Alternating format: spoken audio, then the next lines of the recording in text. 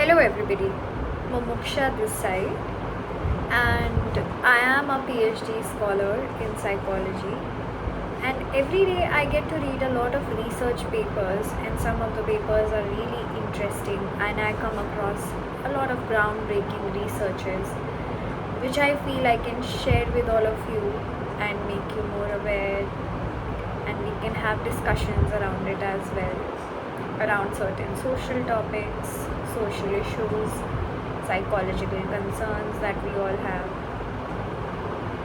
So this channel I have started with the intention of creating awareness around psychology, mental health, sociology, and we will try to understand intersections of sociology, psychology, anthropology, and it will be very interesting, and I would love to hear your comments and learn more from you as well. So this is an interactive platform where we would be discussing and bringing out and churning more ideas, right? So today what we are going to talk about is something that I really came across recently, and it's very interesting. It's called pink tax. So what is pink tax? How do you define pink tax? So pink tax is nothing but it is like gender based price discrimination that we all go through. So what I have observed is that a razor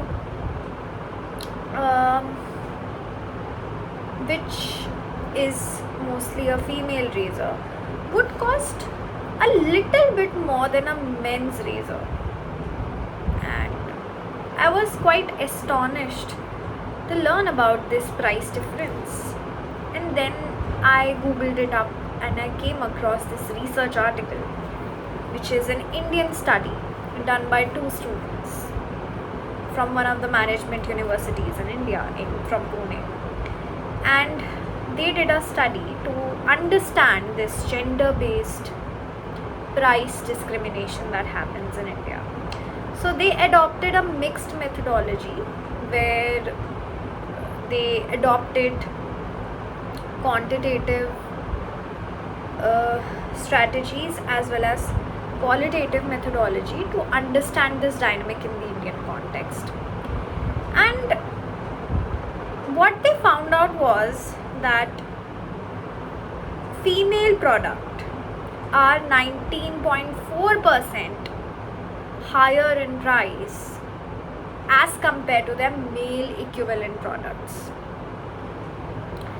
Then second thing which was very astonishing to me was that when it comes to shampoo and conditioners, they are like 48% more higher in price than their male equivalent shampoo and conditioners. And not just that, so they did some surveying with 500 urban population consumers, males as well as females, and they found out that 72% of the urban population was uninformed, wasn't even aware about something like pink tax. And when they were made aware about it, when this information was disclosed to them, then 84% they felt very dissatisfied and very frustrated, and 92% asked for transparency when it comes to this. Now another thing which came to my mind is that why does this happen? Like, why is there gender based pay discrimination happening in the first place? Of course you can talk about patriarchy here, you can talk about misogyny, of course that is quite explainable, but I thought of digging even more deeper, and I came across 3 theories which explains this quite well. So there was this person who talks about, his name is Varian, and he talks about price discrimination theory. So he says that any business owner or somebody who has their own business, what they do is based on certain observable characteristics, they divide their consumers into different categories, especially based on the gender, age, location, and they try to ascribe different pricing based on these characteristics. So that was one of the reasons. second reason was very interesting, and it came from the concept of behavioral economy, which talks about the concept of anchoring. So what is anchoring? Anchoring is that if I'm used to seeing something very frequently, that would create like a baseline for me.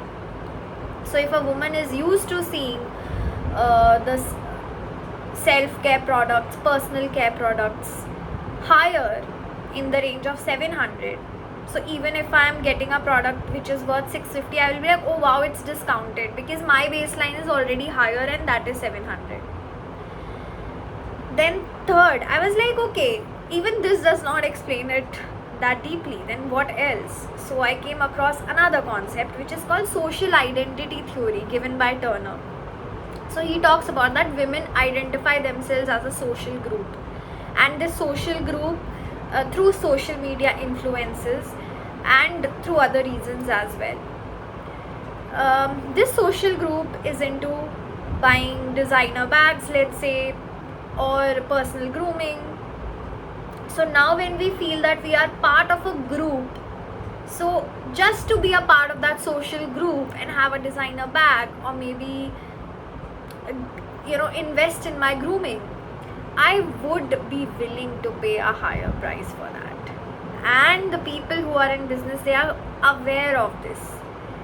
So they know that women will be paying higher for these goods and services, because for them these things are a part of their identity. It's a part of their social identity. It's what makes them feel like they belong to a community, right? So this was pretty interesting for me. And as I'm a researcher, I also did some focus group discussions, and when I had discussions among males and females about pink tax, so I realized that most of them were not aware about it. And when I made them aware about it, there were few women participants who were actually justifying the process of pink tax as well. So that was a little bit astonishing for me. But no judgments here. We need to understand that we are conditioned to think in a certain way, and we are sometimes not taught to question our conditionings, to question our belief systems. So that is why I'm bringing this series to all of you, where we can start questioning things, where we can ponder about things deeply, and we can have large discussions and bring a social change at the end of the day. So one thing that we can do about this is create more awareness.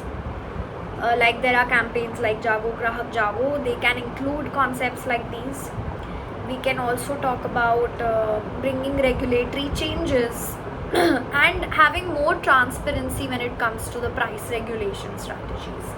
So that is something which would help us to combat this situation, because according to the study that I quoted, a woman spends around 2.5 to 2.8 lakhs more money as compared to their male counterparts in their personal care, in their goods and services, because of this pink tax.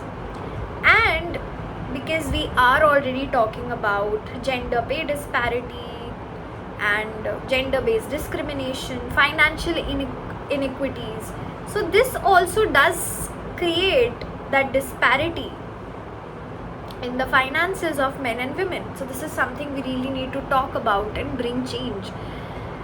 So I would love to know more about this. What are your views on this? What are your opinions on this? What can be done about this?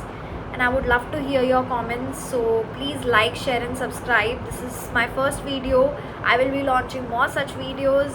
We'll be creating more such content, more engaging content, and I would love to hear your views and opinions about it and about the topic as well. So yes, take care, goodbye, like, share and subscribe.